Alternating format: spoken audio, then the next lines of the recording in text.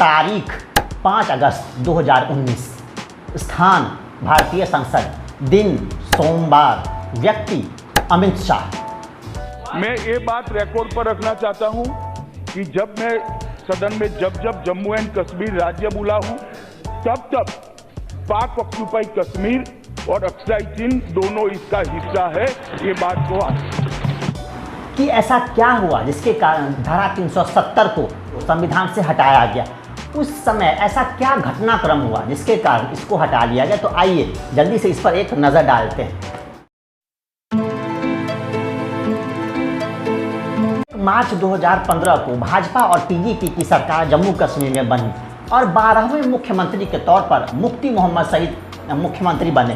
कुछ समय के बाद 7 जनवरी 2016 में उनका निधन हो गया, जिसके कारण जम्मू कश्मीर में पॉलिटिकल क्राइसिस हुआ। और ठीक 3 महीने बाद 4 अप्रैल 2016 को महबूबा मुफ्ती जम्मू कश्मीर की मुख्यमंत्री बनी। जो धीरे धीरे जम्मू कश्मीर की जो स्थिति थी वो ठीक नहीं थी, जिसके कारण भाजपा ने अपना समर्थन पीडीपी से ले लिया और यह सरकार गिर गई। उसके पश्चात 19 जून 2018 को भाजपा ने जम्मू कश्मीर में राज्यपाल शासन लगा दिया गया।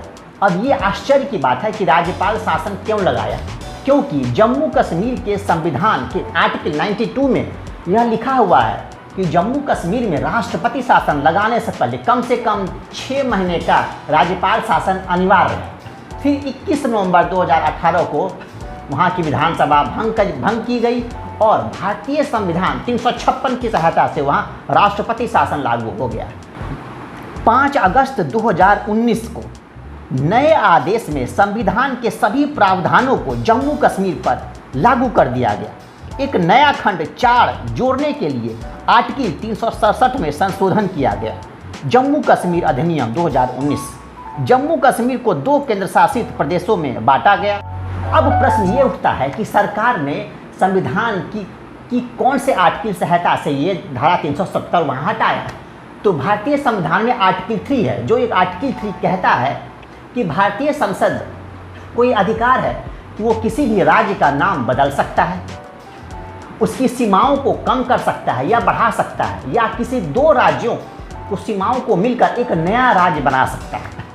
वर्तमान स्थिति में विपक्ष का यही कहना है कि यह आर्टिकल 3 का उल्लंघन है और एक PIL वर्तमान समय में सुप्रीम कोर्ट में दाखिल है, जिसकी सुनवाई 2 अगस्त से रोजाना 5 जज सुप्रीम कोर्ट के कर रहे हैं, जिसकी अध्यक्षता DY चंद्रचूड़ ने किया है। क्वेश्चन ये उठता है कि आर्टिकल 370 को भारतीय संविधान में जोड़ने की क्या आवश्यकता हुई। ऐसा क्या हुआ कि 370 को यहाँ पर जोड़ना पड़ा कि इंडियन कॉन्स्टिट्यूशन के आर्टिकल 370 में जम्मू कश्मीर को एक स्पेशल राइट मिला हुआ है और 35A में जम्मू कश्मीर के विधानसभा को अपने स्थायी नागरिकों को परिभाषित करने और उन्हें विशेष अधिकार देने की शक्तियाँ दी गई हैं। अगर हम धारा 370 को समझना चाहते हैं तो इसके इतिहास को हमको एक बार ठीक से समझना पड़ेगा। तो आइए इसके हिस्टोरिकल बैकग्राउंड पर एक नज़र डालते हैं। Government of India act 1935 Indian constitution से पहले का संविधान है। इसके सेक्शन 311 में भारत की परिभाषा लिखी है, जिसमें लिखा हुआ है कि British India including princely of state, अर्थात जब अंग्रेज भारत जा रहे थे तो वो सभी रियासतों को भी छोड़कर जा रहे थे। इसका मतलब सभी रियासत पहले से भारत में सम्मिलित है, तो उसके विलय का कोई प्रश्न ही नहीं उठता है। लेकिन फिर भी क्या हुआ, क्योंकि भारत के उस समय 2 टुकड़े हो रहे थे। 25 जुलाई 1947 को सभी रियासत को माउंट बेटन की अध्यक्षता में बुलाया गया। वो बताया गया कि आपको अपना विलय इंडिया या पाकिस्तान अपनी इच्छा से करना है। 26 अक्टूबर 1947 को जम्मू कश्मीर के तत्कालीन शासक महाराजा हरि सिंह ने भी इस फॉर्मेट पे साइन किया, लेकिन उस समय इसमें धारा 370 और 35A नहीं था। फिर 17 अक्टूबर 1949 को एक ऐसी घटना हुई जो जम्मू कश्मीर के इतिहास को बदल के रख दिया। संसद में गोपाल स्वामी अयंगर ने खड़े होकर कहा कि जम्मू कश्मीर को एक नया आर्टिकल देना चाहते हैं। उनसे पूछा गया कि क्यों, तो उन्होंने आधे इधर है व आधे उधर, इसलिए जम्मू कश्मीर की समस्या अन्य राज्यों की समस्या से अलग है, इसलिए इसको धारा 370 देना अनिवार्य है। बाद में जब ये स्थिति पूरे कंट्रोल में हो जाएगी तब इसको हटा लिया जाएगा। अभी इस क्षेत्र में पूरा भारतीय संविधान लागू करना उचित नहीं है।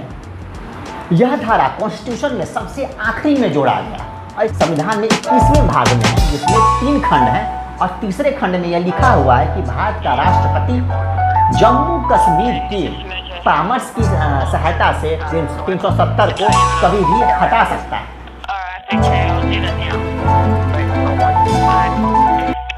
दिल्ली एग्रीमेंट 1952 में शेख अब्दुल्ला व इंडियन पीएम नेहरू के बीच हुआ।